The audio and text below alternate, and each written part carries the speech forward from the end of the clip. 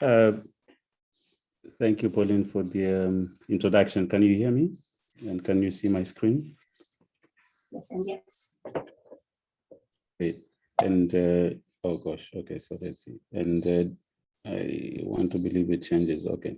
So hi everybody. I think if at some point I want to be audible for whatever the reason, please let me know.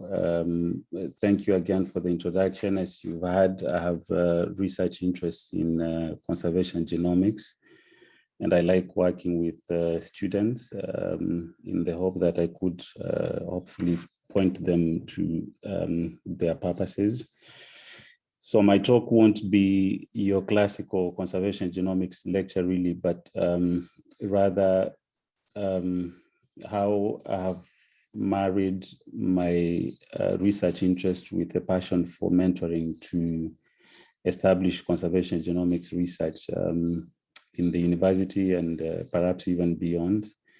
So you're going to be hearing stories upon stories of just some of the students that I have worked with, and how I'm using that to popularize the application of genomics in conservation, not just marine, but as you will see, I think this has evolved quite a bit.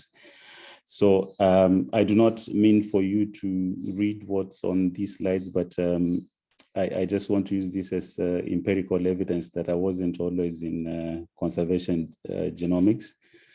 Indeed, I've only moved here, I think, 2016, 2017, but initially I did, as Pauline has indicated, I worked in, I worked with malaria and HIV and such stuff, doing what I think I want to categorize as molecular epidemiology.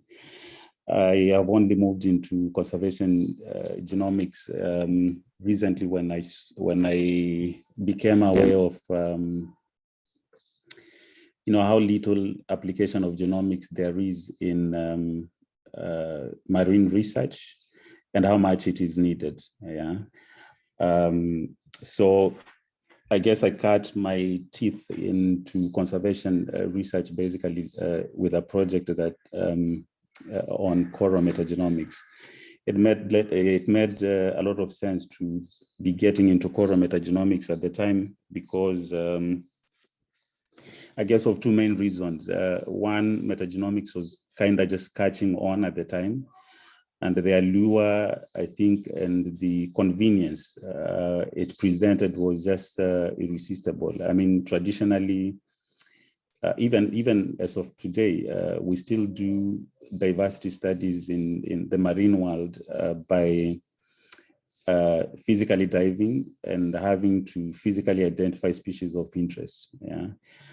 So as you can imagine, that requires a lot of time, resources, training, because this person has got to be trained in diving, but also they've got to be a qualified taxonomist to be sure that you're identifying what you're identifying clearly. But then consider the convenience or the promise of metagenomics, where you can go into the ocean, come back with water from the ocean, isolate environmental DNA from that, and be able to tell us what species are in that ocean without having spotted them. Yeah, at least theoretically. Yeah.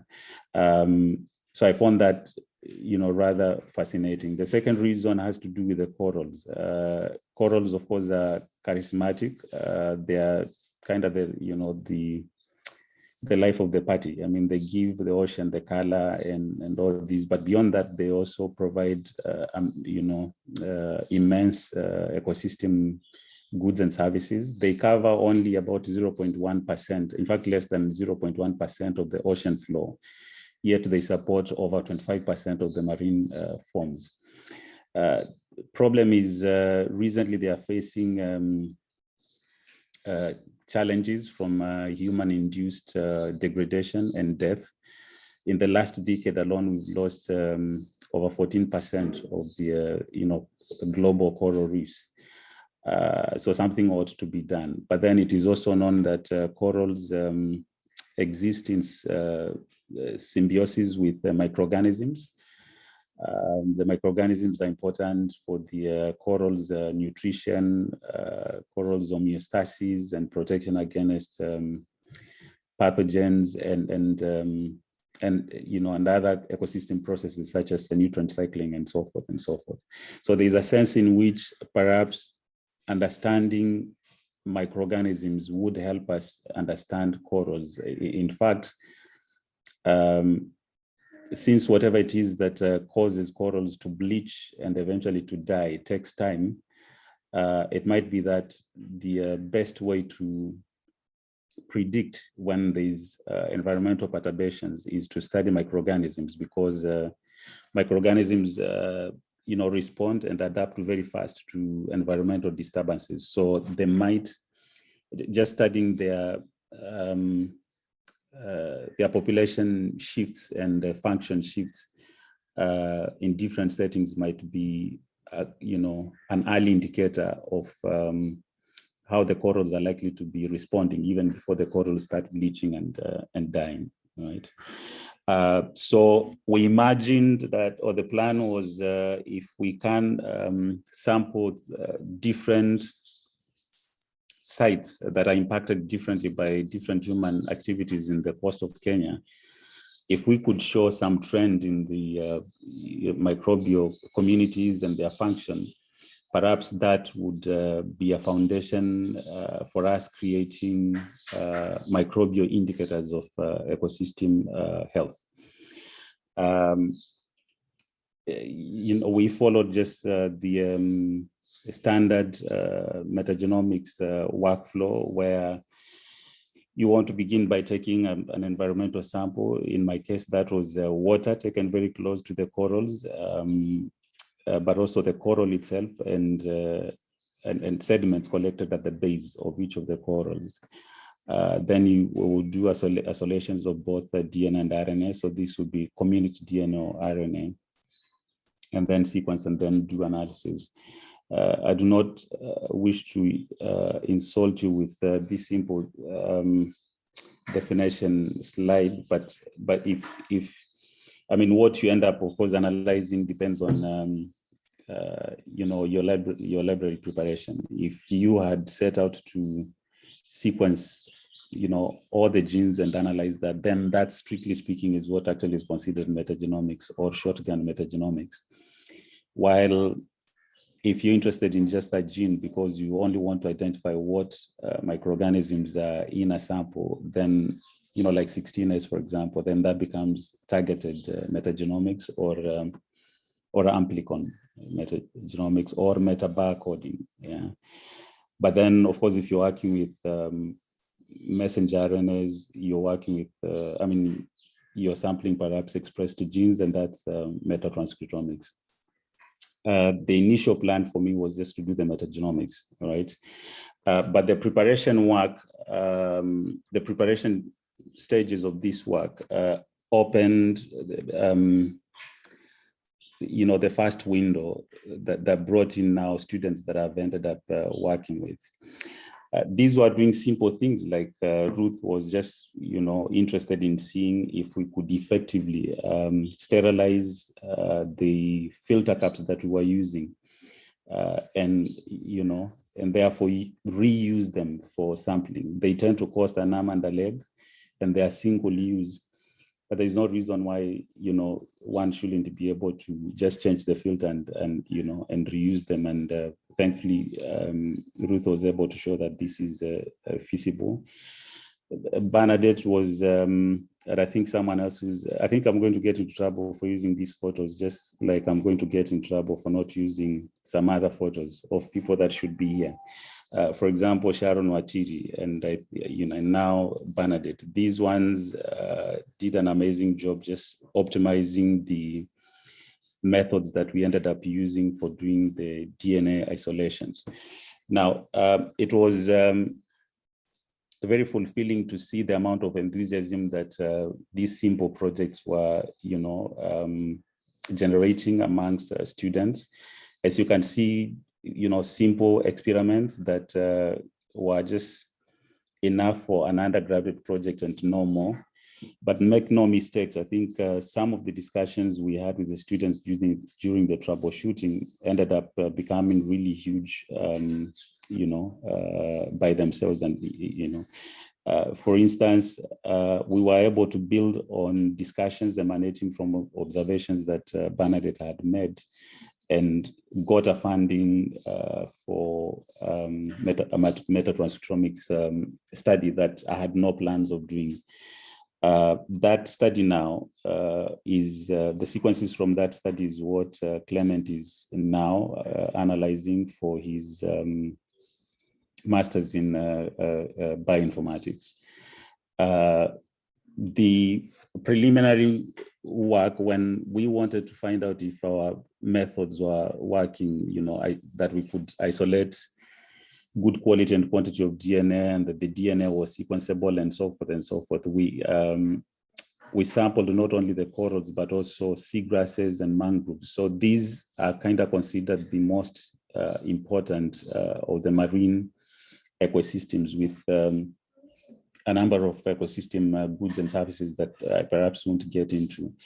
But we did isolate microbial DNA from microbes that are associated with these ecosystems, and managed to sequence it using just the 16S, because we wanted to, it was just a proof of concept kind of thing. And so the sequencing was done with ion torrent, nothing very serious. So again, as you can imagine, this has been the basis for some of the other students I've worked with launching into bioinformatics and genomics. The coral data, for example, was analyzed by Asata for her undergraduate project. Kaimenu was able to analyze the data from the seagrass, and this he did for his master's. And currently I have an intern from Belgium, Ellen, who is analyzing the data from mangroves. We are, with this particular one, we're seeing interesting trends, and she's currently writing it out. We think we should be able to publish the work.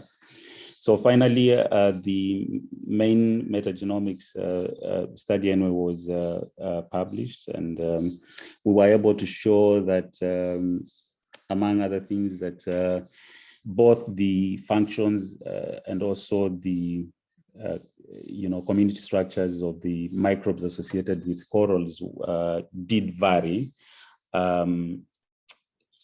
consistent with the human activities in their surroundings, right? Along with the metagenomic study, and to complement it, Alpha had been working with me and just doing simple studies, trying to look at if E. coli densities, if they are impacted by human activities. So the E. coli that you find in the coral reefs, do they at all, the densities, do those densities at all vary depending on what human activities are ashore? Yeah, so basically just doing cultures and counting coliforms and so forth and so forth. So it is possible to sort of pick your sites for a study like this, so that you create sort of an artificial gradient of protection. So we sampled Kilifi, which is not protected at all, and Malindi, that's moderately protected, and then Kuruito, that is the most protected.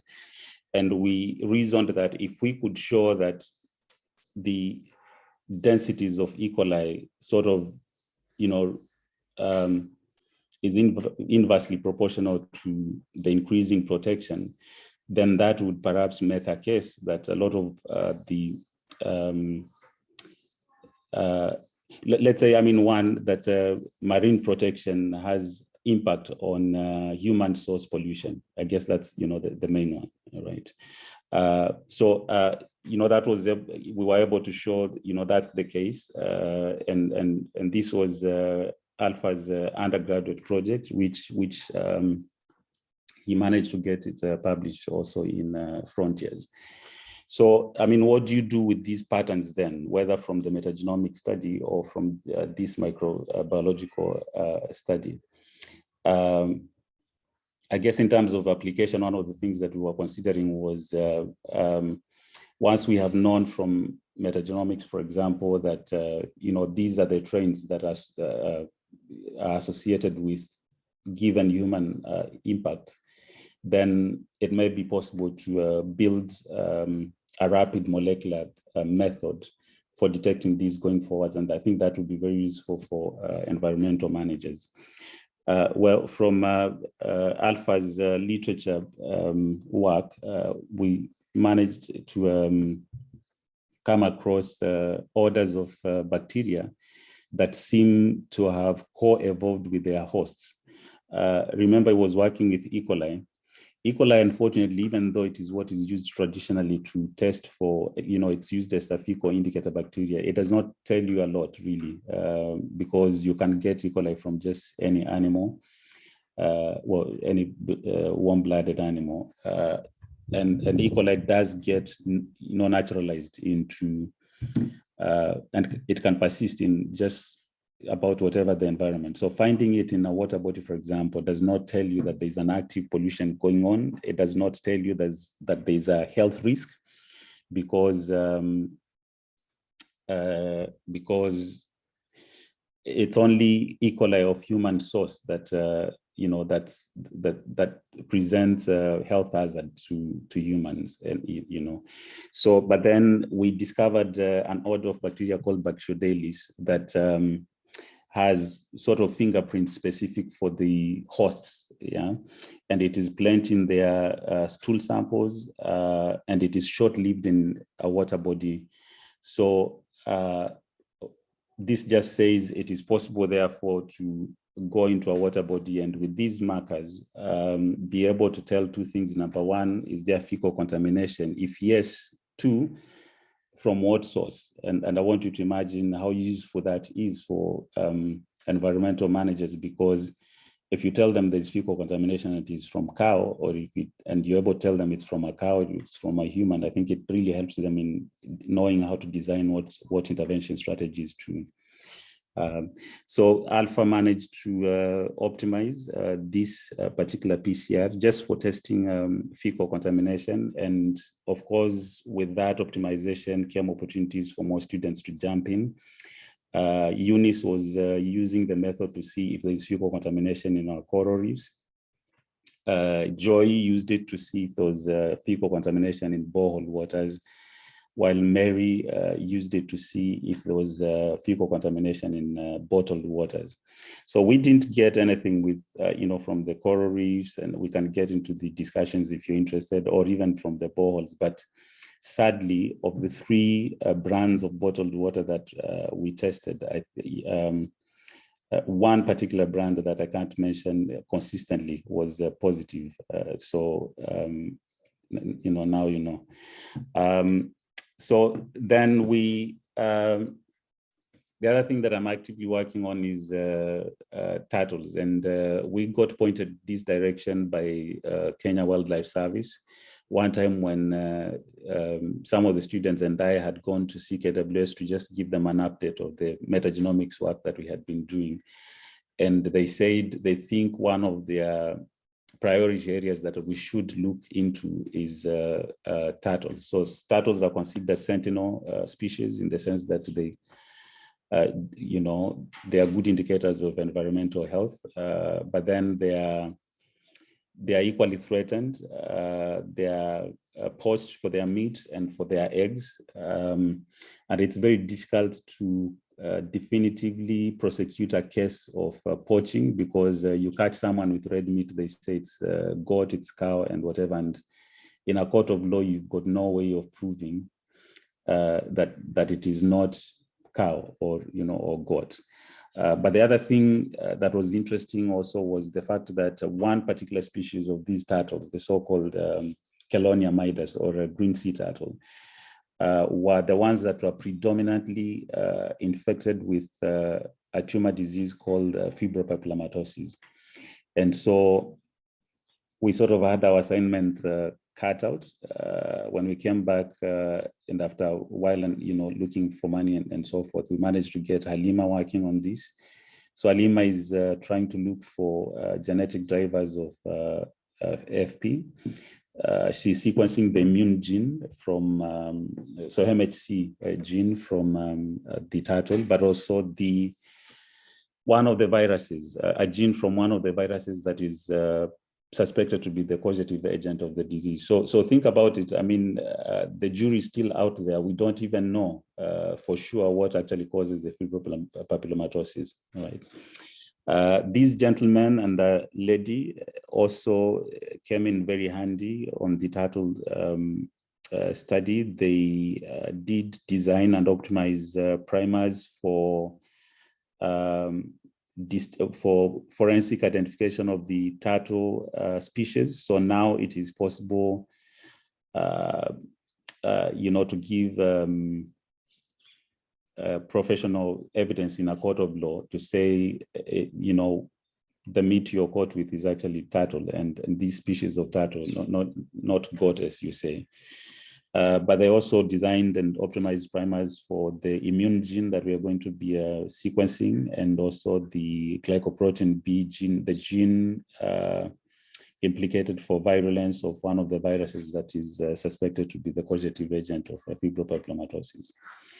I think Mohammed and Rodney, so that's the first and the second frame there. Those guys also did their undergraduate projects here. I think trying to estimate prevalence of febrile papillomatosis using virus detection and also just observation of the tumors. Yeah. So recently, KWS has reached out to us again to see if there is something we could do with with the genetics capacity that we have built in the lab. One of the most interesting things that we've shared and we are working on now is what impact the SGR has had on the genetic diversity of the animals in Tsavo. So SGR runs around 130 kilometers through Tsavo.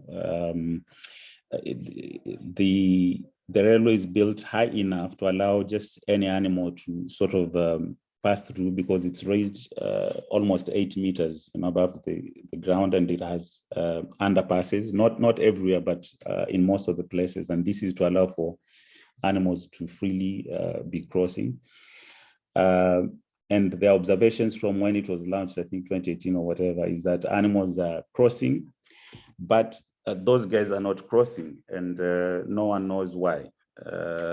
From animal behavior point of view, we're thinking, well, maybe they feel trapped. They're not used to walking through anything that covers them on top. There are also suspicions maybe they look at the thing from far and think, I can't fit there, so they don't even bother trying. But genetically, I think you must start worrying about this is now almost a physical barrier that has been introduced in communities that initially used to interact. So as it introduced genetic, skewness in the genetic diversity that was there, or and what happens 10 years, for example, from today. Yeah. So that's one of the areas we're looking at. And then the last one I think that I want to speak about is this one. So these are jaw bones from 4,000 of the 7,000 elephants that died out of drought I think in the 60s, all right? Most of these, I understand, were females and also calves, okay? In 26, so at the time this was happening, the population of elephants in Tsavo alone was about 30,000 heads. To date, I'm told that we have 14,600. And in the last drought, 2016, about 400 died. Just in 1 year, 400, died. So it was interesting to see the expression on my daughter's faces when we told this story, and then I said, you know what, this means you might have no elephants to bring your kids to. It might be that you'll be, I mean, if we carry on like this, you perhaps would just be showing them pictures. They were really startled, and actually Tunu said, so what do we do now? Yeah. And I think that's an important question. Yeah. If you think from natural selection point of view, the argument that, you know, these bones are coming from mostly female elephants and calves, because the females are slaughtered by calves. And when a calf dies, then, you know, they mourn, and maybe later drought catches up with them and they're taken out. I think you must wonder, is this a genetic variation? You know, like, have we lost some genetic variety here that we shall never recover again? And so simple studies such as just, you know, a phylogenetic comparison between, you know, these guys lying here and the guys that are living, I think is an interesting, you know, way to have to go. And let me tell you something, when you go to these places, you have these discussions with these guys, and then you say, has anyone looked at this? And they almost get electrocuted. They go like, you can actually do that, you know? That would be very cool if it could be done. So the need is there, but then, you know, no one seems to be, you know, exploring it. Yeah.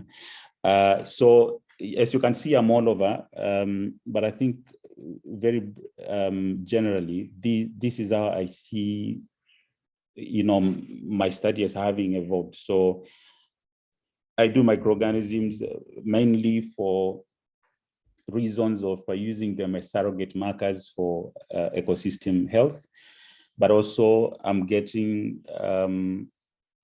helplessly introduced into also macroorganisms.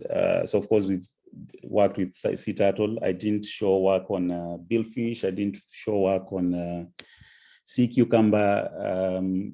There's giraffe, and then there's elephants, and we're also working with monkeys and so forth and so forth. And it's not because we are experts in all these places, in all these areas, rather it's because the need is there, but then the people attending to the need are, you know, are very few.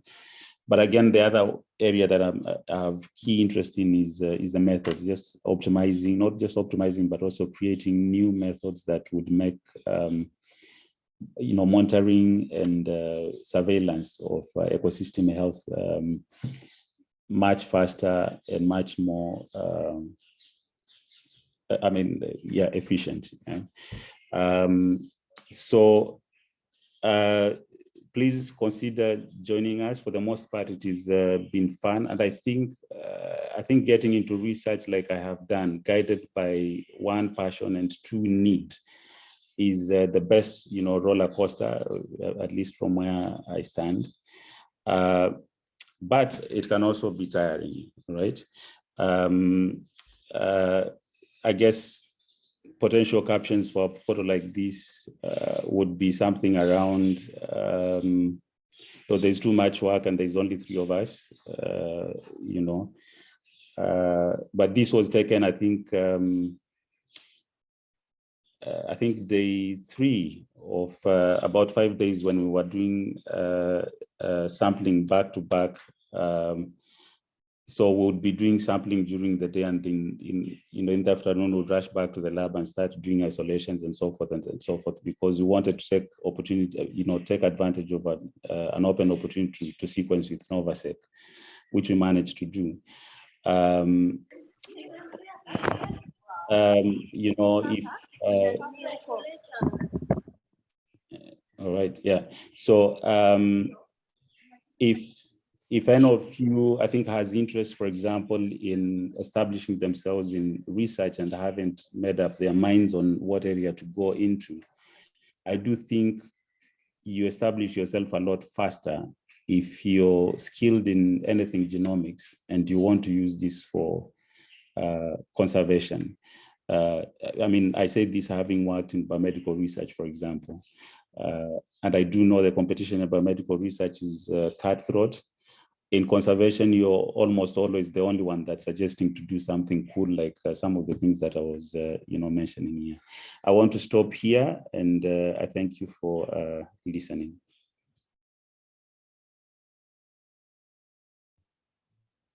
Wow, it is amazing work. It's amazing to see a presentation that is full of just students' work, the work of your students that they have done, instead of a presentation of methods, and which is typically what people usually expect when they hear that a keynote is being given. Just a question maybe. So you see most of the work that you have done with many of the students, and most of them are, I've seen a diverse number of undergraduate and MSc students who are carrying out the work with you. What would you advise undergraduates who want to get into the field maybe and don't really know how to get into analysis, like getting their hands dirty with all the work that, for example, you have presented? What would you advise most of them to be able to get such experience?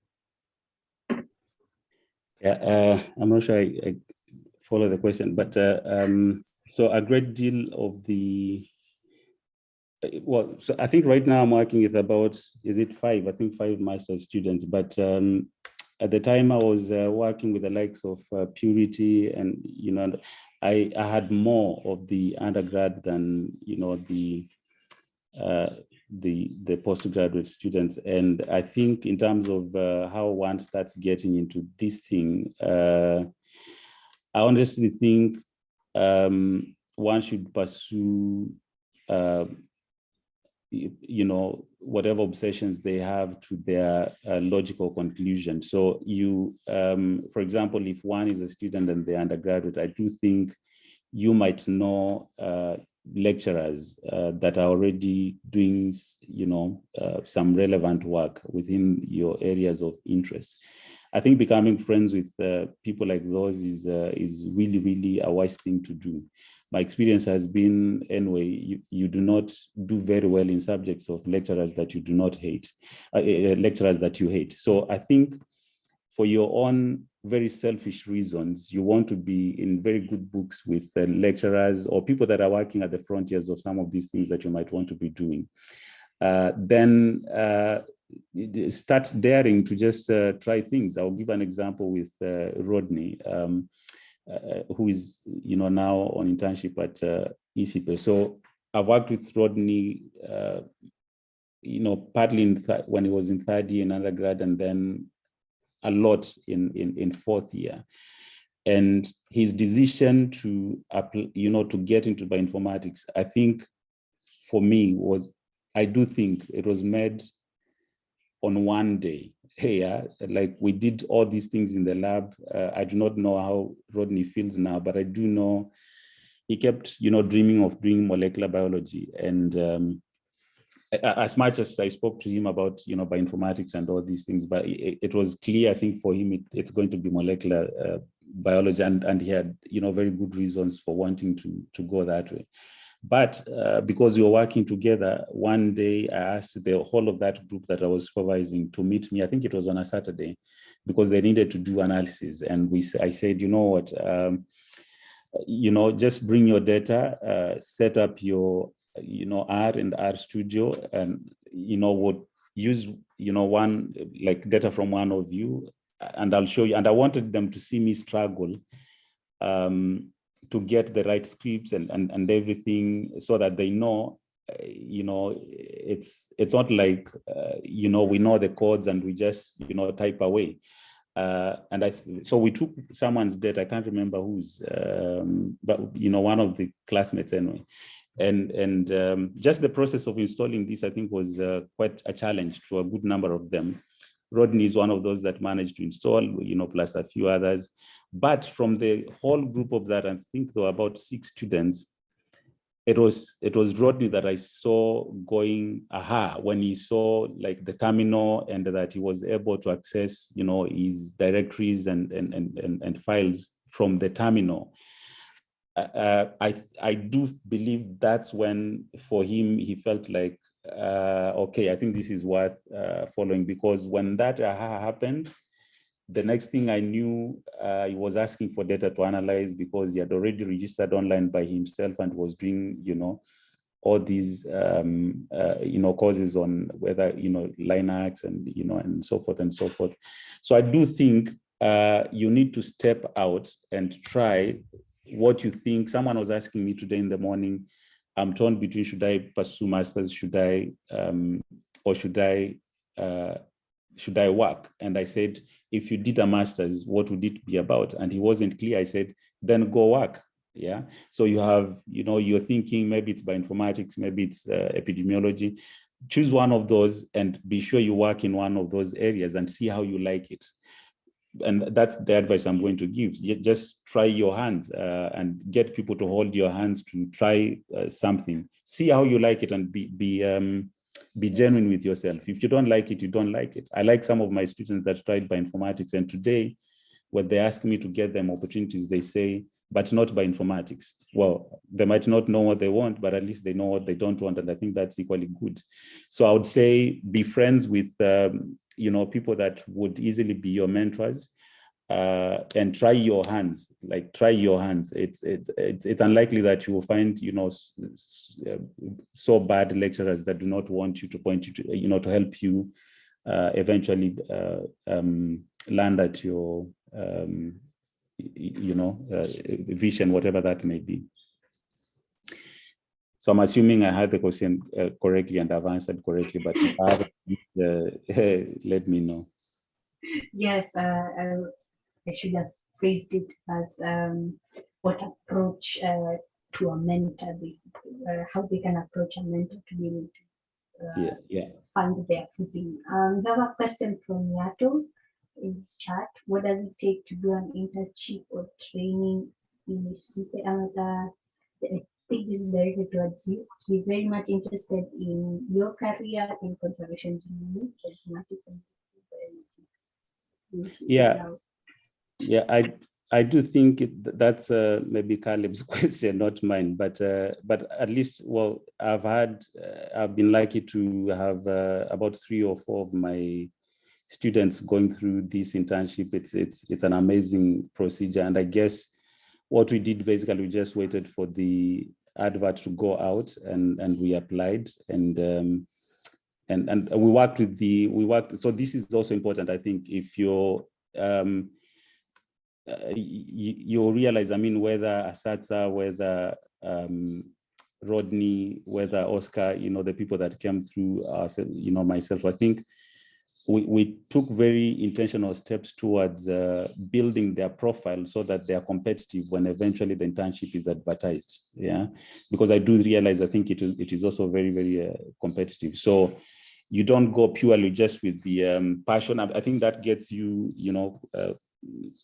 quite a distance along the way. But beyond that, I think if you can already be getting your hands dirty with some of the things you hope to be doing in the internship, I think it kind of gives you an insider's perspective of the questions that you might face during the interview, and you sort of would address them, I think, from a point of knowledge rather than theory. Yeah. And I think you would be more convincing that this is something you truly deserve, and this is something that you have desired. You're not just applying because an opportunity is available. That at least that has been my strategy, or my students' strategy. But having said that, I do not work at ECP. So someone from maybe the organization might want to chime in. I think that was fantastic. How you can get to where you are. Yato is from Cameroon, if I remember correctly. So there seem to be no more questions up to now. Our next presenters are from. Thank you so much, Sammy. I will ask that you put your information in the chat so that if someone would like to get in touch with you, maybe they could. Yeah, that would be great, I guess. Yes. Awesome. Okay, we are 1 minute in before our break. So as our presenters get ready, Sebastian and Joseph, we can go for a short break and come back at 3 p.m. For 2 presentations. Then we go to Andrew for the next keynote. So stretch, double, then come back at 3 p.m.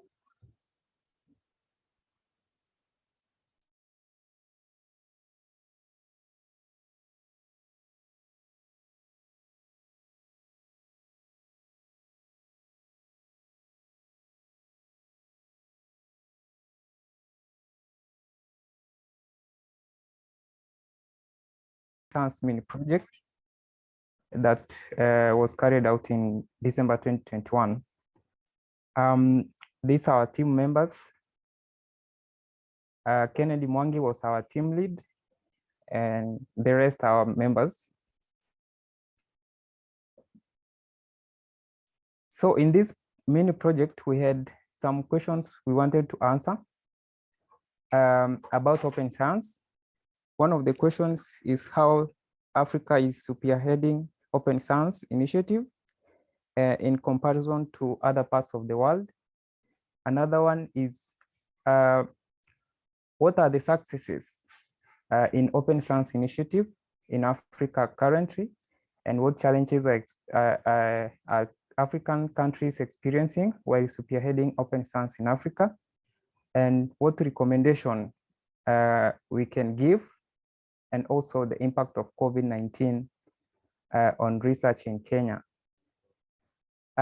Open science is a movement that makes scientific data, or rather in data, open to all people, that is accessible to all.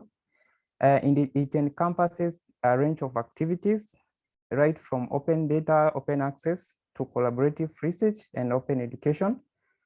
And globally, the open access initiative is gaining momentum, and we can see this through the number of publications that are in open access and the amount of funds that are being chipped in to foster the open science initiative. However, we do not know how much Africa has gone with open science. From literature, we found out that the adoption of open science in Africa is still lagging behind in comparison to other parts of the world. And sorry, this was... sorry, Joseph. Yes. We happen not to see your slides moving, so maybe you can put it on presenter view first before you do your presentation. Okay. Yeah. Let's see.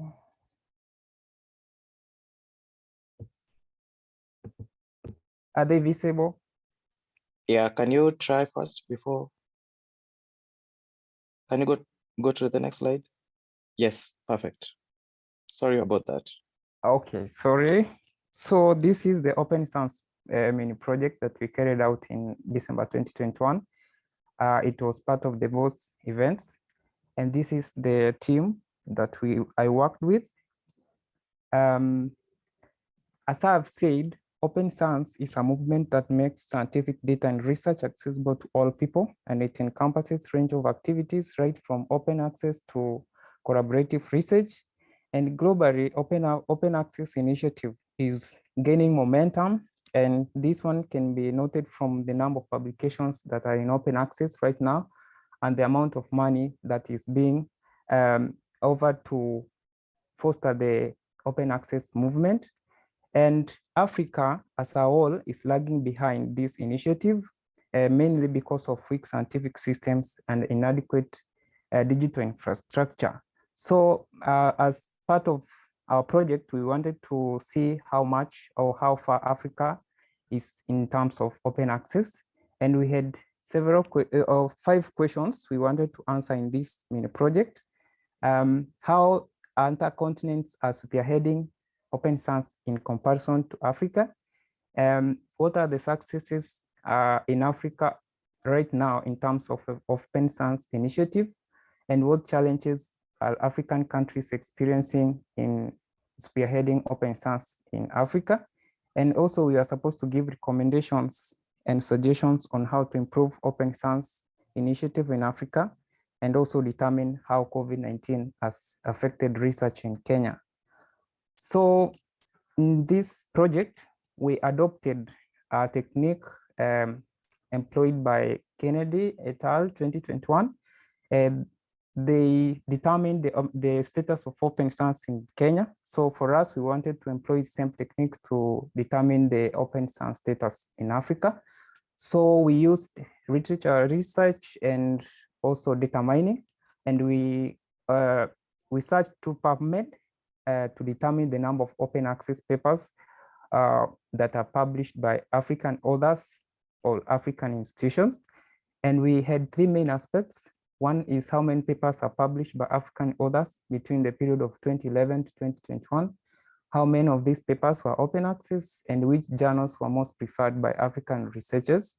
And so we grouped Africa into 4 parts: North, South, and East and West Africa. And then we selected a few countries within these regions and based our search in these countries. So from our literature search, we found out the world map on Africa on open science policies and adoption globally. And from this schematic review or schematic representation, you can see how different countries are adopting open science in comparison to Africa.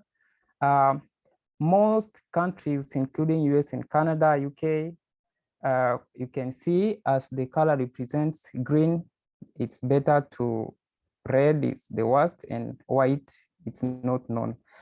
From this representation, you can see United States of America, United Kingdom, Canada, Australia are among the leading countries in terms of open science adoption. And Africa, you can see most of the countries are not doing well, but you can see Kenya and South Africa are really trying to adopt these policies, and followed by Egypt and Ghana. And out of this, we realized that open science is really gaining momentum, and in the next few years, we might look forward to good results. So we also searched for the status of open science in Africa and how Africa is doing. We determined different initiatives that are being developed to foster the open science project or initiative. Among these are the sectoral initiatives, which are highlighted here. These are just a few. Also, we have the ICT development, which includes the SADC cyber infrastructure roadmap. It's a high performance computing facilities that are being developed. We have open access or stroke data declaration agreements by different countries. 12 governments have embraced this. We have the African Academy of Sciences, which is a platform for publishing peer review abstracts and from different African researchers. We also have universities who have embraced digital repositories. And from our search, we determined 96 universities from 18 selected countries which had digital repositories. And we saw from the previous presentation by Africs, the different repositories, university repositories in Africa from their map. And that was so great to show how far Africa is going on with open science. So we also have data science courses being offered in institution of higher learning. And we, apart from that, we have also other operational open science projects. One of the projects is the H3, a BioNet project. We also have the South African National Biodiversity Institute and the Global Biodiversity Information Facility. We have DataFirst also, which is a database that has the core trust of International Science Council's World Data System.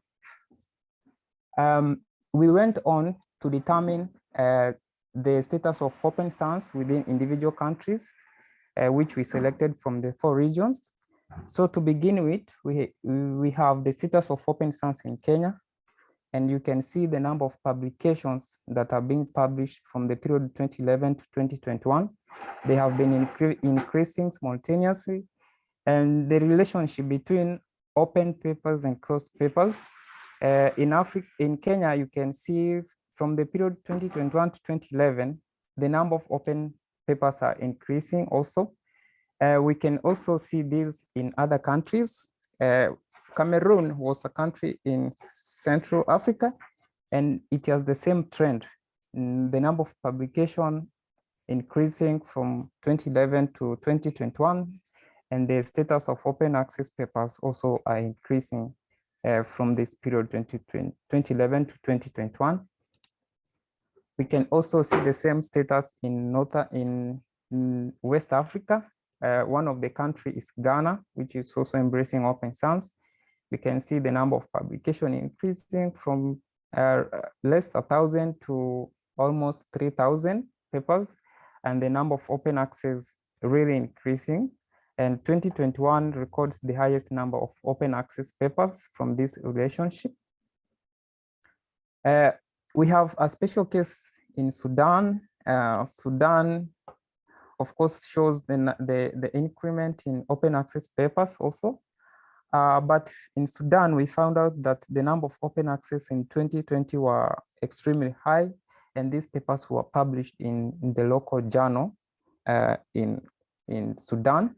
So Sudan registered the highest number of open access articles in the year 2020, actually exceeding all the years from 2011 to 2019. So we also looked at different, at the relationship between the number of open access papers published per journal in these countries. To begin with, Sudan showed a quite impressive results. You can see that most papers are open access and are published in Sudanese Journal of Medical Sciences, which has the highest number, 80 papers in the year 2021. Other journals include the PLOS neglected tropical diseases and also the BMC research. So most others in Sudan are publishing in the local journal, Sudanese Journal of Medical Sciences, PLOS, as well as BMC. In Cameroon, we can see that they are publishing their papers in the Pan-African Medical Journal, as well as PLOS1 and BMC research notes. Same case to Algeria. Algeria, they are publishing their papers mostly in the Arctica Crystographica Journal. It had the highest number of journal, about 200 journal, which were in open access. Then we have the rest, the international journal, environmental journals, and PLOS1, all PLOS neglected tropical diseases did not perform well in Algeria.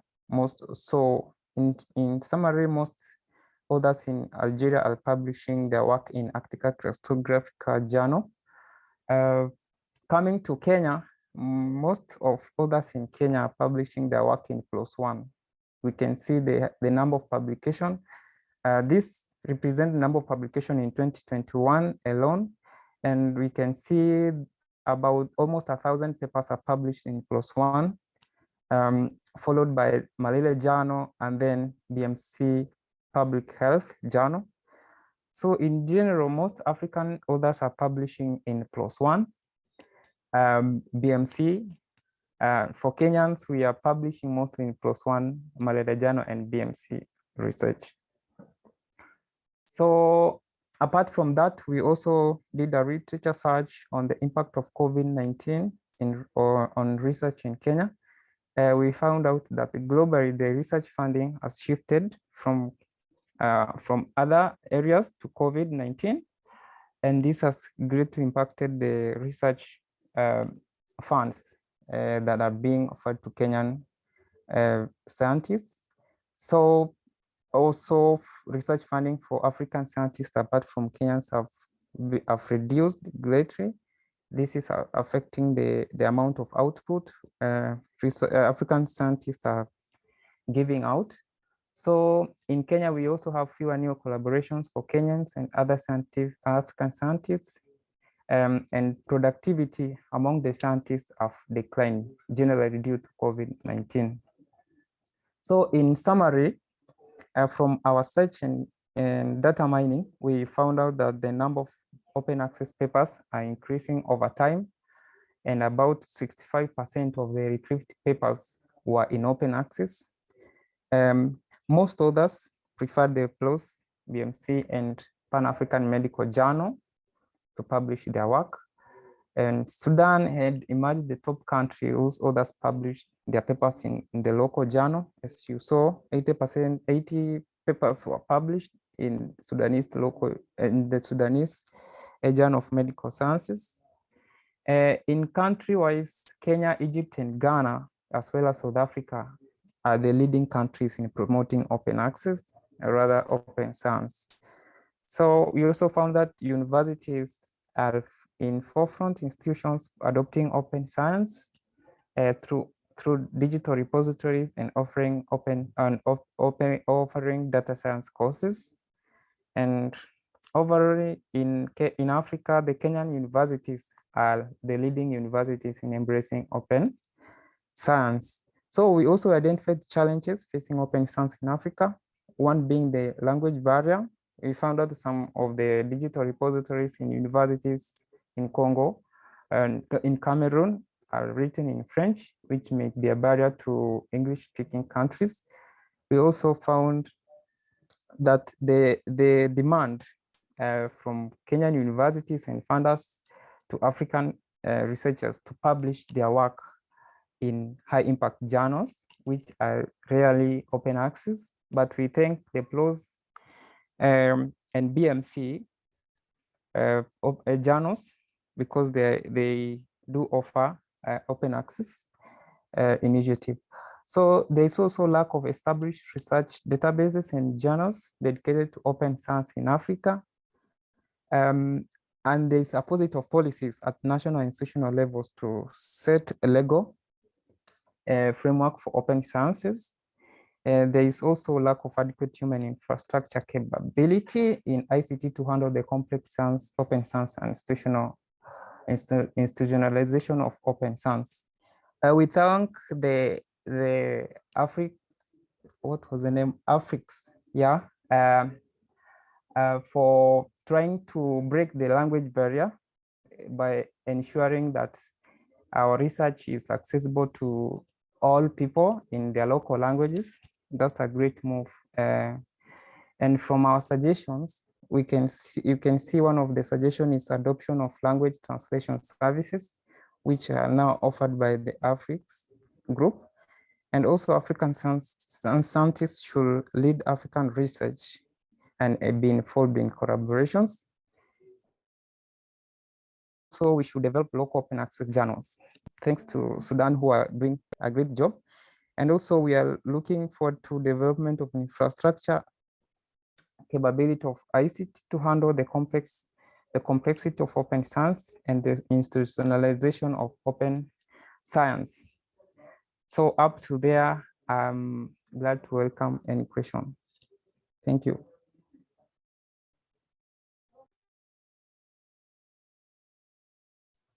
Thank you so much, Joseph. That's really good work that was done under the leadership of Sammy Wambua, and we will use most of these findings. Most of these findings are found in GitHub, where they did the work to be able to continue. We also have Sebastian, who's going to be a little bit faster. So Joseph, you can stop sharing your screen, and Sebastian, you can mute yourself and share your screen.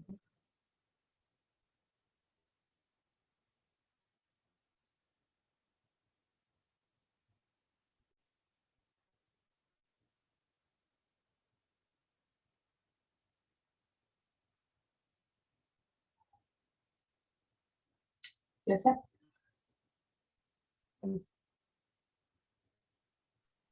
I've stopped. Sebastian, are you able to?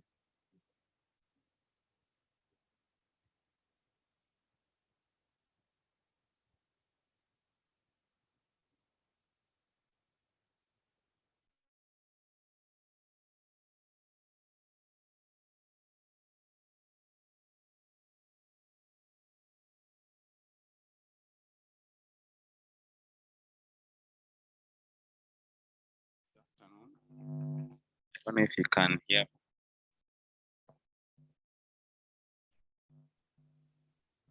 Yes.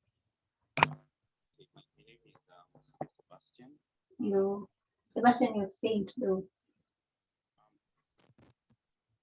My name is Sebastian. I'm going to do a presentation on reproducibility in scientific research. So basically, when we are talking about reproducibility, we generally mean that if somebody else is to do the same work as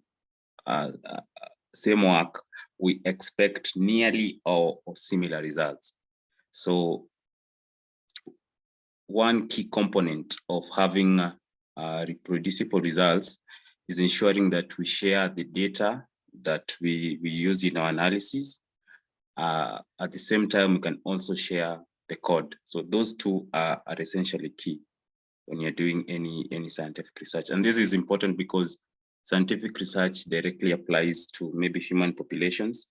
So that consistency, if somebody else is doing similar results, similar research as you, and the findings are closely related, then that one proves that you actually did good work, or you did or you followed the standards that are required in doing research.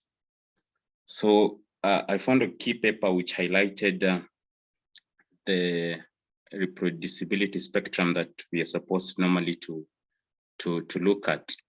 So normally when you just publish your paper and you put it on an online platform without any code or data, so it becomes difficult for somebody who wants to repeat the same results, especially if you use code and data.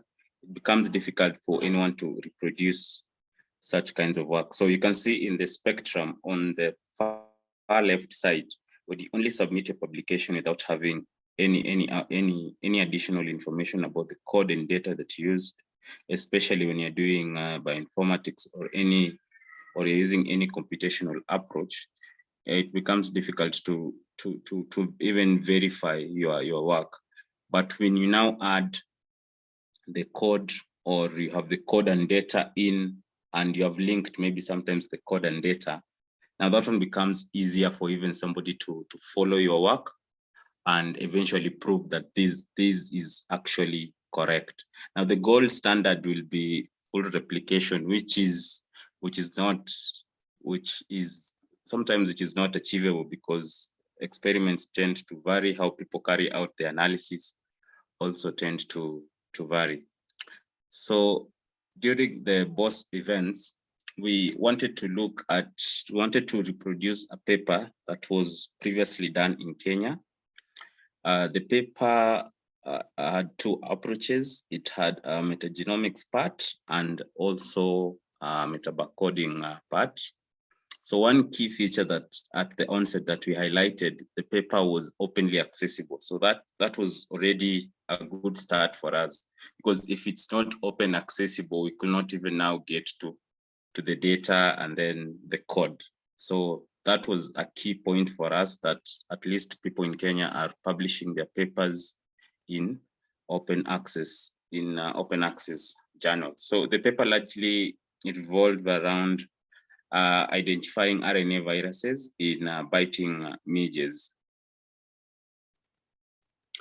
So our main aim was to try and follow the exact methodology that was used by the authors of the paper and see if we come to the same results. So in brief, we're supposed to read the paper, analyze it, download the FASTQ sequences, and then do some quality control. I've listed some tools there that were used to do the quality control, and then do some de novo assembly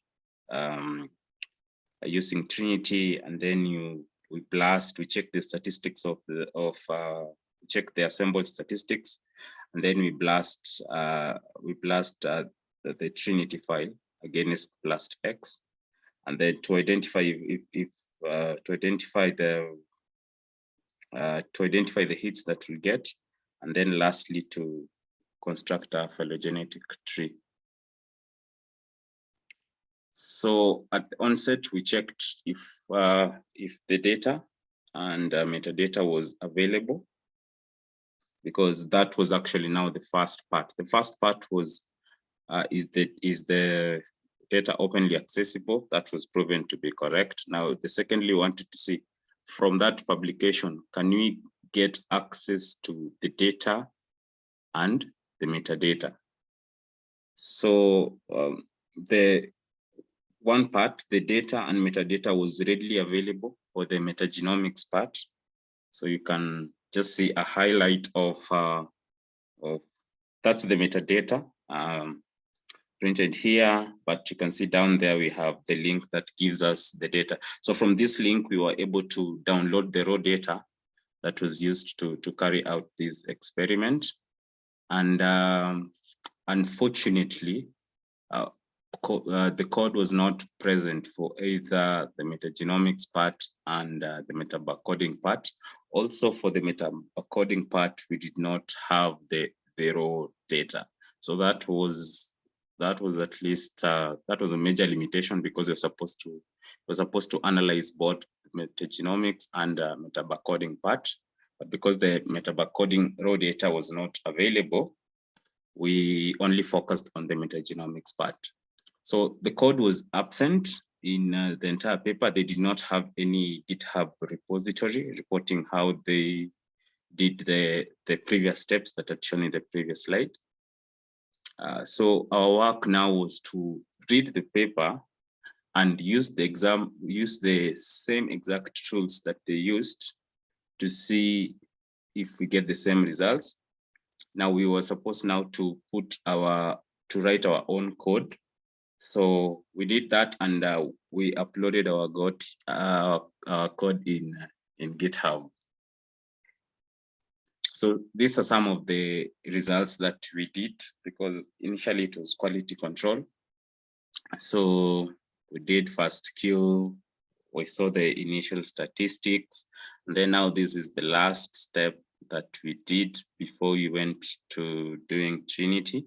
So you can see some improvement in the quality scores. And remember, we were only following the same exact approach that the authors had used. We did not want to modify anything a lot. But here,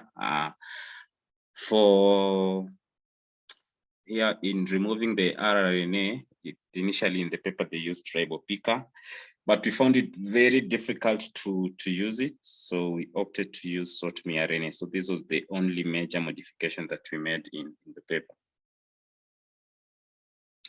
And then these are some of the Trinity results. So here it's where we reached and we hit a wall. So when we were doing Trinity, we ended up when we were aligning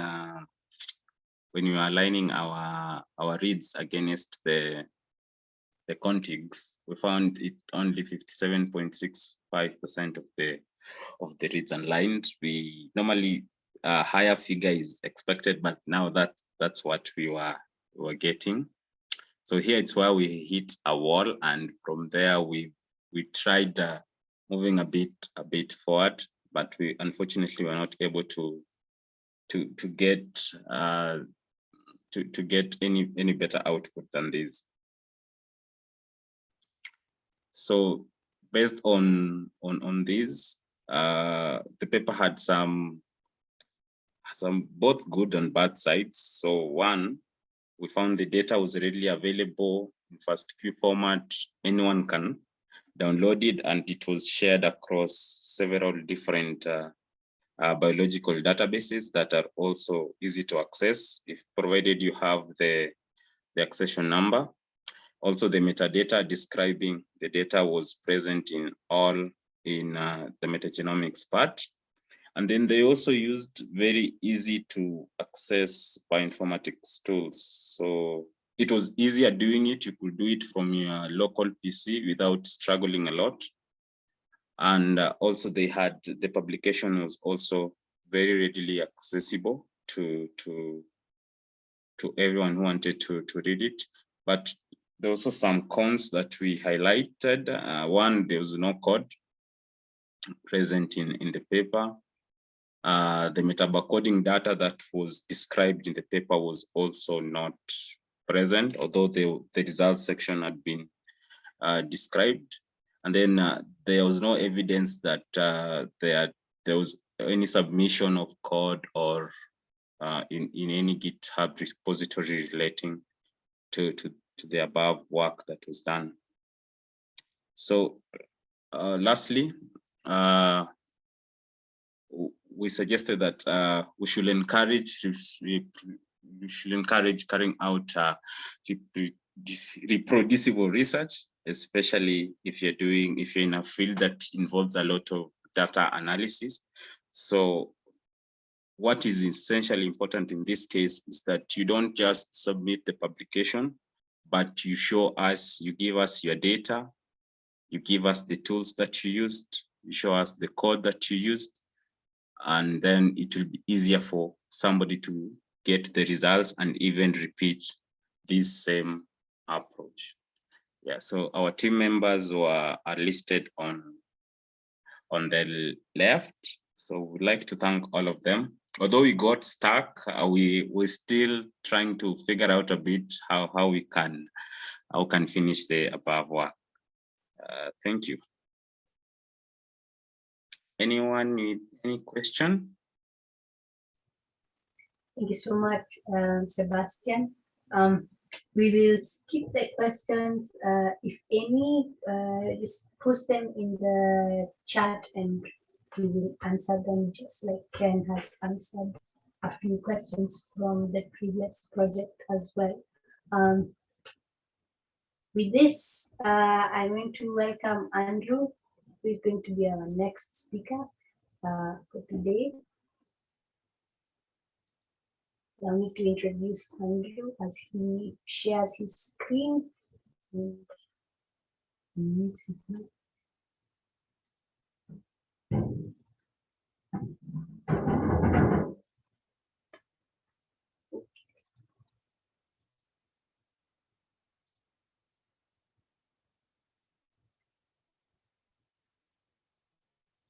So Andrew, the major professional roles that Andrew has played have been primarily focused on software development, data engineering, system engineering, and DevOps, working with various technologies, both cloud and on-premise based, building and setting up data-driven applications, both small and large scale.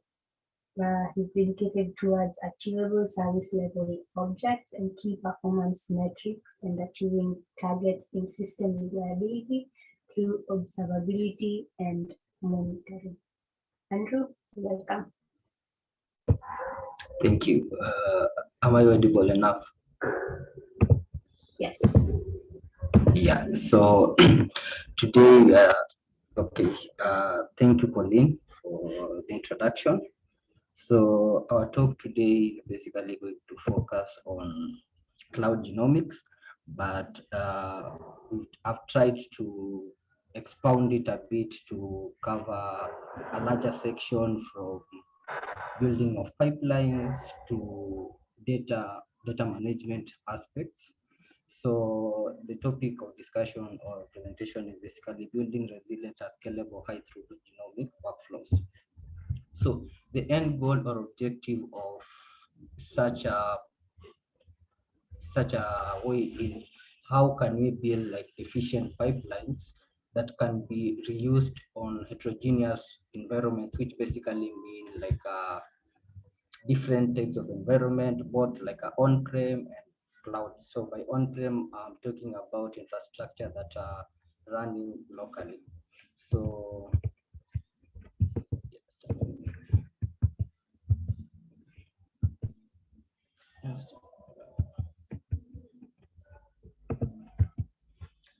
so about me, I think, so the agenda for the talk is basically, we are going to focus on these key areas, which are basically the workflow management system, modularity, robustness, reproducibility, and interoperability of both like infrastructure and also the workflow, which basically talks about the essence of using workflow languages like Netflow, Genomic to basically wrap up your code in a way that can be reused in terms of steps and breakdown in different environments. So about me, Pauline has talked a lot about me, so I won't go into so much details, but maybe just a little interest in cloud natives.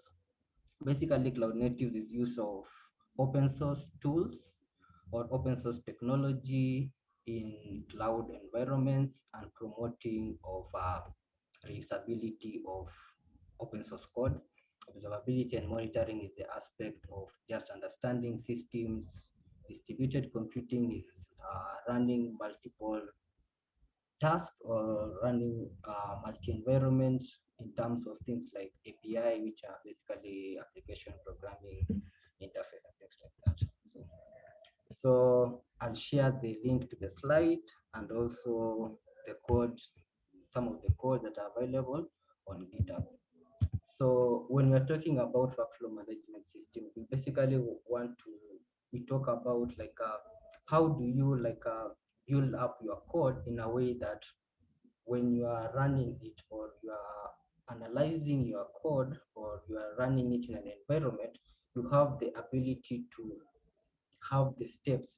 Most of the time you find like there is interrelation of processes in your work.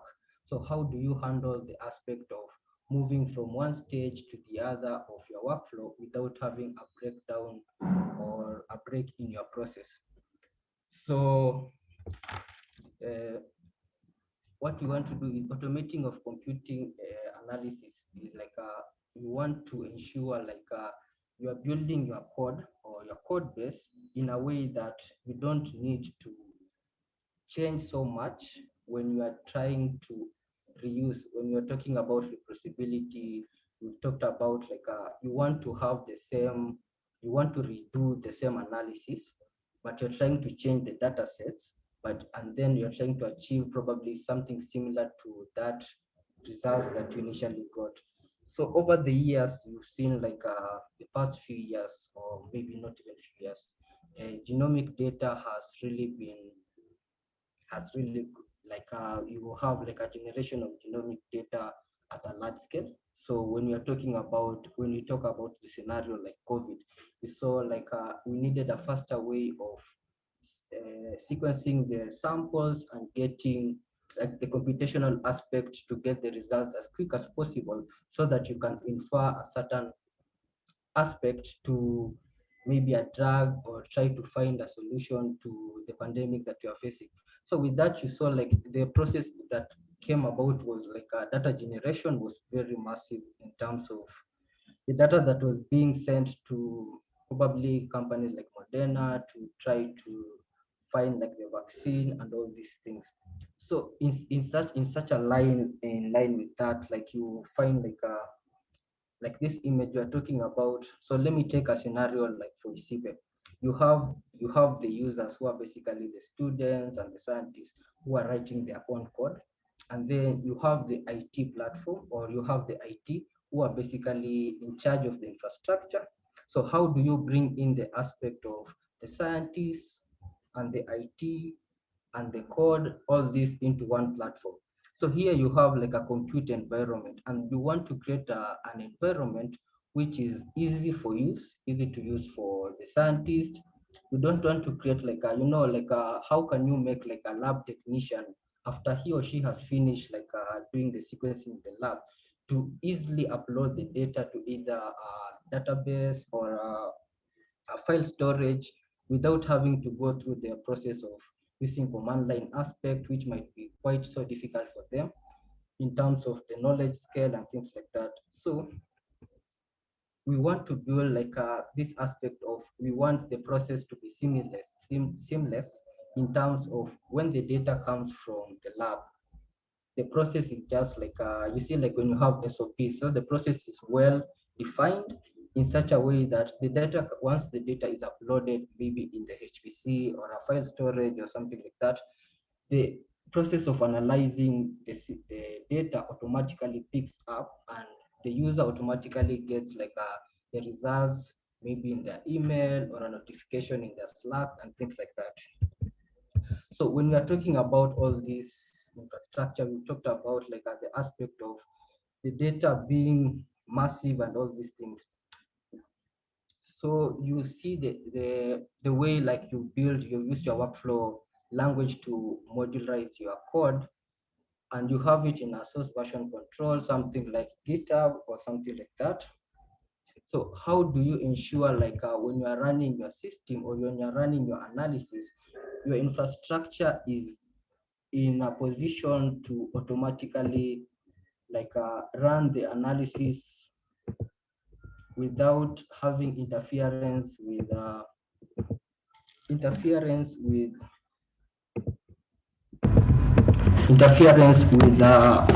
like things like resources allocation on infrastructure. So the cloud offers a way in which like you build your infrastructure to a level that once you submit a job, you've written like what you use these days is known as infrastructure as code.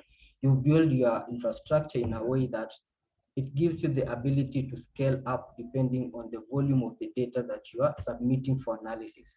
So let's say when we have like here at ICIPE, we have like an on-prem infrastructure, and then we are trying to migrate some of the workloads to the cloud. The limitation that you are having on the on-prem infrastructure, you have all these tasks that are parallel distributed. You have 64 CPUs. It means like all the jobs that you're submitting on that on-prem infrastructure, the system has to find a way of distributing or allocating the RAM and the infrastructure like resources to those specific tasks or workloads that you've submitted for analysis on the HPC. But when we talk about the cloud, we have things like auto-scaling group. So auto-scaling group is a situation where you are building virtual machines, or is it virtual machines with the ability of them to scale up and scale down depending on the workloads that you've submitted. So let's say you've submitted a job that requires, let's say, 120 CPUs and things like that.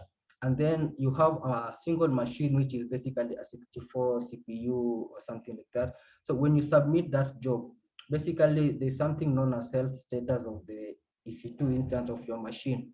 So when your infrastructure gets to a level that it feels like your compute is being like exhausted, it automatically allocates another machine, which now automatically redistributes your job. And then we've talked about the workflow management system, which basically using things like Netflow to run your analysis.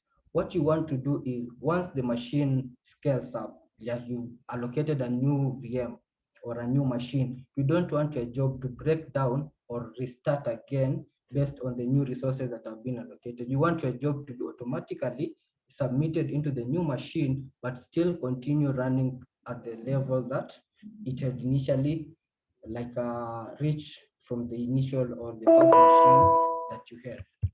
And then when you talk about modularity, the aspect of how can you distribute jobs to diverse nodes in your platform. So when we talked about like there's something known as AWS batch. So AWS batch gives you the ability to to run parallel jobs in a single instance. So when you written your workflow languages, like you use something like Nextflow, you have your jobs in stages like process 1, process 2, process 3, process 4. How do you ensure like your system can automatically break down like each individual task and submit the same task to different nodes in your clusters, and then in the long run or in the end you have all the jobs again forming together at the end. So modularity gives you the ability to, you see, when you use things like Conda environments, you want to use like Conda and the Conda packages in your workflow.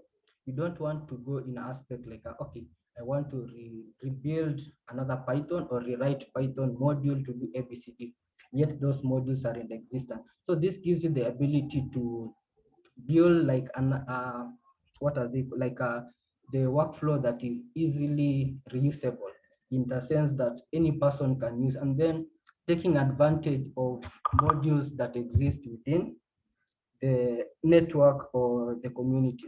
So when you talk about robustness of your system, we want to ensure like when you submit your job, your system can, your workflow or your work does not fail due to the constraint of either network, resource allocation, and things like that. So we have something like data streaming, where you have your data stored on a central location and you're having your workflow or your pipeline reading through the data and also writing the results or the output on a different file or a different storage.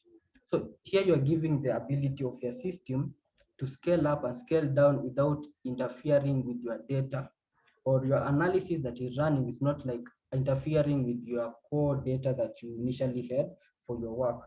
So this allows you to basically have that streaming process where when you have this data in either a storage location, let me say like something like S3, you have your data being partitioned into smaller sections, and then you want your data to be like sample A, sample B, now being run as different tasks on different nodes or clusters, but then in the end, you have one output that is the results of all the samples that you've analyzed. This allows you to easily run multiple analysis or different tasks or multiple tasks all at once, which taking advantage of your compute environment. Let's say you have 64 CPUs. How efficiently can your job be distributed or run through the 64 CPUs without having an overhead on the system or on your work itself? So we've talked a lot about reproducibility. So let me talk about in terms of like infrastructure. You want taking advantage of container technologies and things like that. So you have a job that is running on-prem, you build it using, let's say, Nextflow, and you've taken advantage of containers like FastPC and all these things. You bundle them in a container aspect where like the workflow pulls the containers from different sources and then runs your job in terms of like, so let me talk about AWS, because AWS is the cloud platform that we use or we are planning to use. So when we talk about AWS, so AWS, I talked initially about AWS batch. So you can set up a way that is automated in such a way, like if you have a pipeline that you want to reuse over and over and over a long period of time on different data sets, but you don't want to basically refactor the code or change all these aspects, you can have things known as step functions. Step functions are like triggers, basically triggers that initiate a run or something like that. So let's say you have new data set that you sequence and you want to now like run the same pipeline on the same data set. You don't need to rebuild the infrastructure again. You have things like infrastructure as code. Infrastructure as code is like you're building infrastructure, but you're using like your favorite language of choice, something like Python, Java, or something like that, to build the same infrastructure. So what you only do is you provision the infrastructure and change a bit of maybe the environment that you want to work with. So something like this is a sample like a patch submission for Nextflow that you can easily patch into your code, and it will automatically start running your job in the cluster that you define in the environment. And then, so what happens when you submit like a job on using something like AWS Batch? You have all these nodes that are running your compute environment. So what basically happens is like you have your Nextflow, you've defined your environment, you have the job template that basically defines your job workloads in terms like that. So when you submit the job, it automatically picks your configuration and it automatically starts running your workloads independent of the processes that you've written there.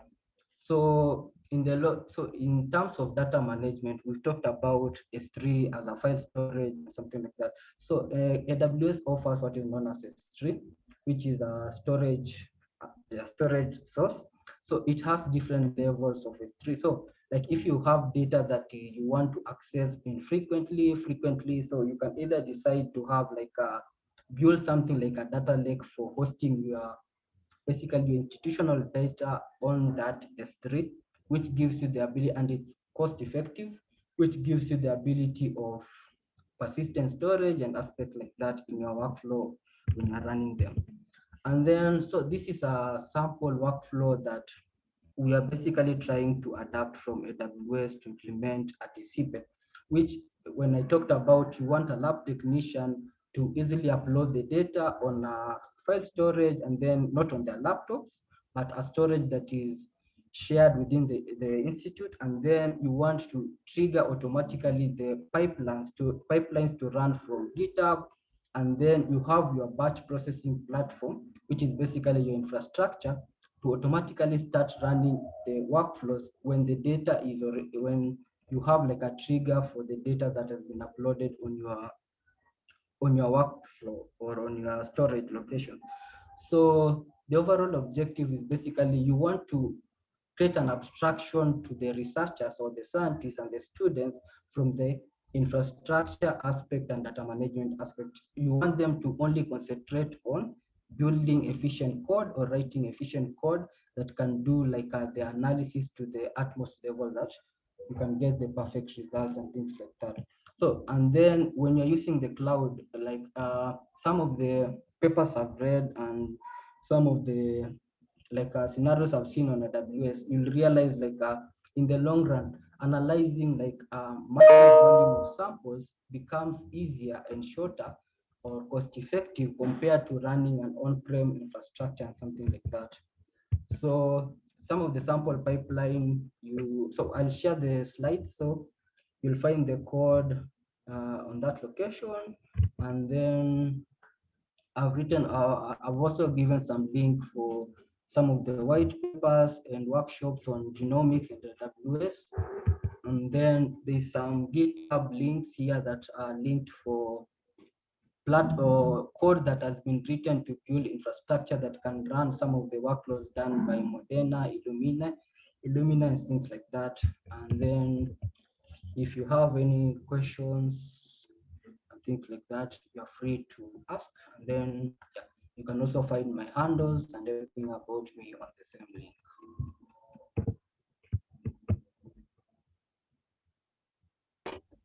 Amazing. Thank you, Andrew. That is a lot, and I'm sure everyone has appreciated looking to the behind the scenes of what happens within a cluster. Given that these are skills that researchers require,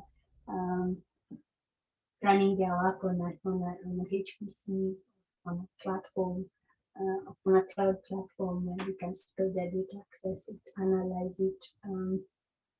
Maybe Andrew, I can ask for those who may not have access to clusters such as the ones at TCP, are there any affordable platforms, cloud platforms that you could recommend for researchers to use, either free or affordable ones, so that they can have a feel of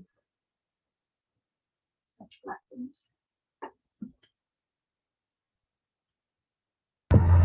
Sorry, I had some network issues initially. Sorry. Should I repeat my question? Yeah. I asked whether there are some affordable cloud platforms that researchers can use to get the feel of working in a cloud to store and analyze their data and such. So yeah, they are basically on experience and like how I've worked with all these environments over the couple of years. I will definitely say like compared to an on-prem infrastructure, cloud infrastructure is very affordable and very affordable in terms of cost. And then you have something like Netflow Towers. So Netflow Tower is a third-party tool or may say infrastructure that exists in AWS, which gives you like you can spin up like a environment from an Netflow interface and then have your data on S3 and your code on GitHub. You only want to link like you have a user interface that allows you just to like pull code from you're not writing any code but just having like a user interface that allows you to add your GitHub repo, specify the repository that you have your code in, and then it will automatically start running your job based on the environment you defined for it to run the job. And it's quite cost efficient, and it's also like it's fast. So depending on the type, like when you come to things like compute, it only narrows down to how fast do you want your analysis to run. So that also cuts into your cost. So if you want to use like other diverse compute resources like EC2 instances that we have spot instances, pay as you go, and then we have reserved instances, things like that. So like spot instances are like if you want to run your job for the next, or you want your job to run for 3 or 4 weeks, you don't need to go for something like pay as you go module. You go for something like a spot instance, which is basically your allocated resources if they are available, and it's very cheap, like $0.02 per minute or something like that. So it's quite cost effective. Thank you. The resources that Andrew has mentioned will be posted in the hacking link. You can read about them there. I open it up to questions if there are any from the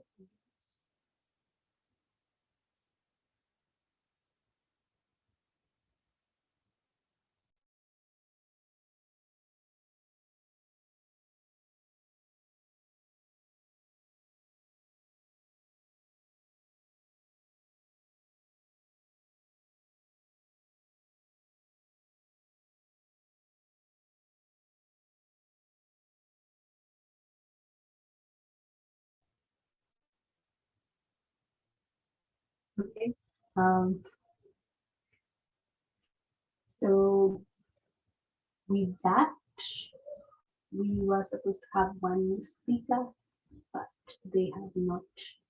They won't be able to join us. So I'm going to hand it over to Kate to give final remarks as we come to the end of BOSS conference. Please.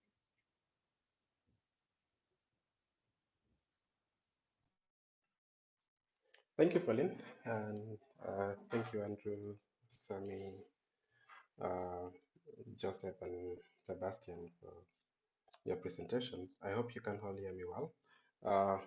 It's been more or less 4 days, amazing presentations, getting to learn about various work that people are doing within the space of research, open science, genomics, all the way to what we are having today, getting to see the scope and the breadth of the kind of work that researchers are doing. And the purpose of this conference was to showcase the work that's being done, but also to open our viewpoint to what actually people are doing. What can you do as well? Opportunities to collaborate, opportunities to link up with mentors, opportunities to link up with people who are doing different kinds of research. If you get to understand what they are doing, you get to understand how you could also be involved in that. So I just want to thank all of you for really your kind participation in this mini boss conference. It's been an amazing few days hanging out with you in the afternoons. And I think, I believe that we've all learned a thing or two from these engagements.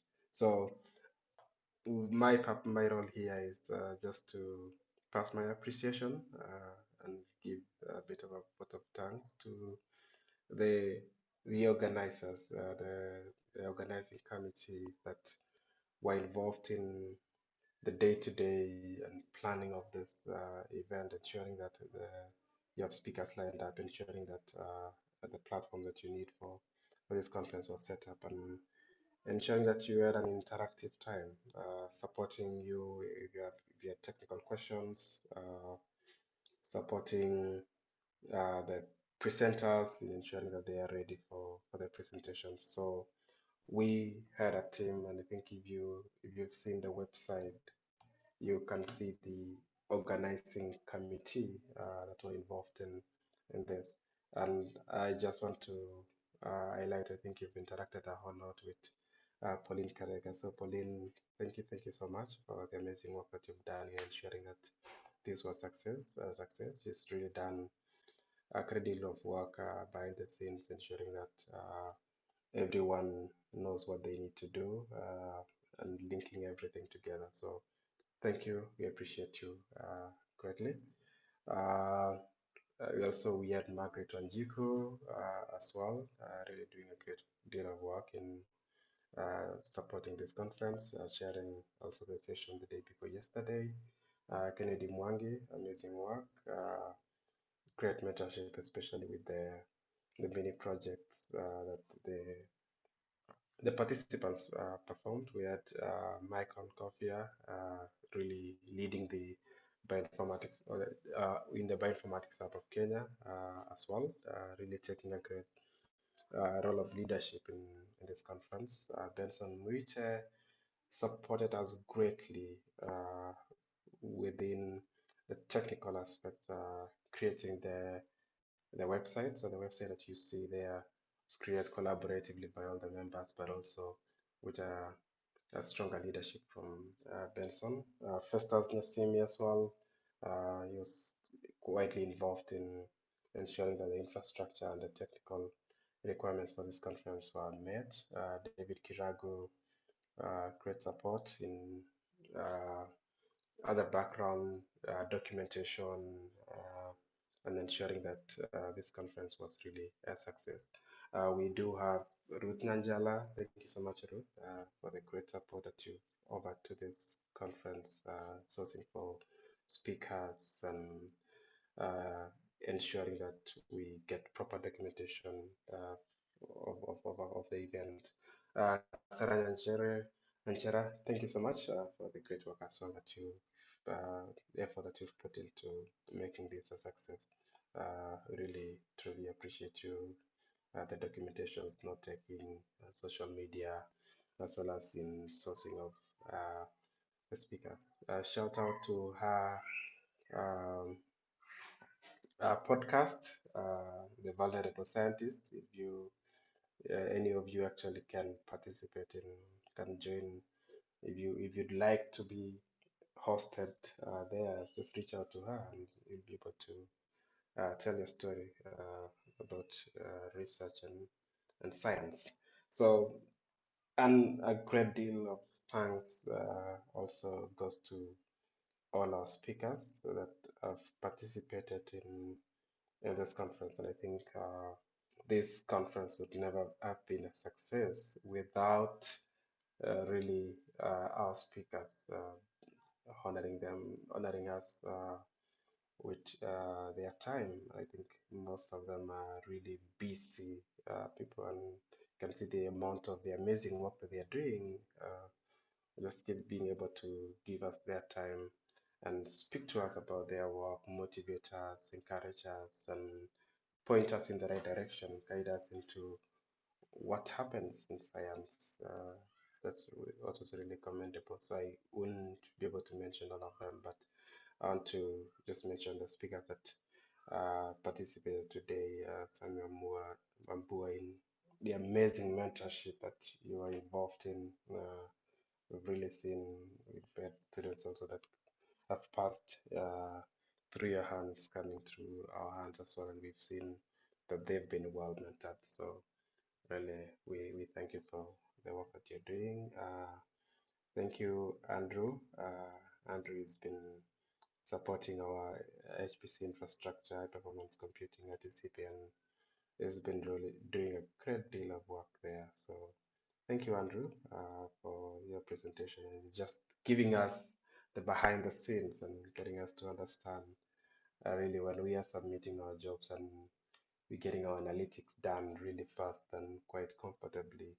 There is a great deal of work that you've put in ensuring that that infrastructure is scalable and the infrastructure is can support research and the scientists and the work that they're doing. So thank you, Sebastian. Thank you, Son Joseph. Really, you guys put a lot of work in that project and all your team members. Thank you very much. So I just want to say, everyone, all the members of the committee, all the participants, you are greatly appreciated. James Otieno, you've really been a great support in this conference, from the presentation, just also being with us going through. So thank you so much. So with that said, please take a moment to fill the survey, just to help us gauge how the conference went, enable us to learn from your reflection, and allow us to improve in the coming conferences. So unless there is any other question, I want us to end this and declare this conference closed. And thank you so much for coming in. Today was a holiday, and you were able to take your time off from the holiday to attend this session today. So thank you so much. I think that will be it from our side. Let's keep engaging. I think connect via Twitter, connect via LinkedIn and any other social media platform. Pauline? I wanted to mention, if anyone doesn't mind showing their faces and beautiful smiles today, and they don't mind their faces appearing on Twitter, kindly turn on your camera. You can take a photo so that we can put it on social media that you attended PostCon 2022.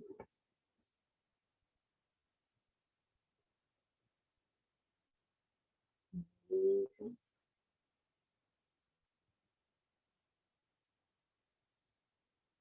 Few more faces.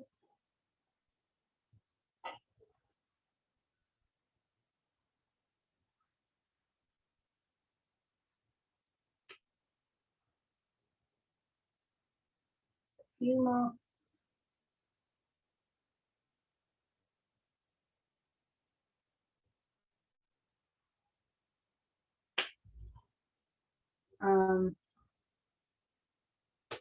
Okay.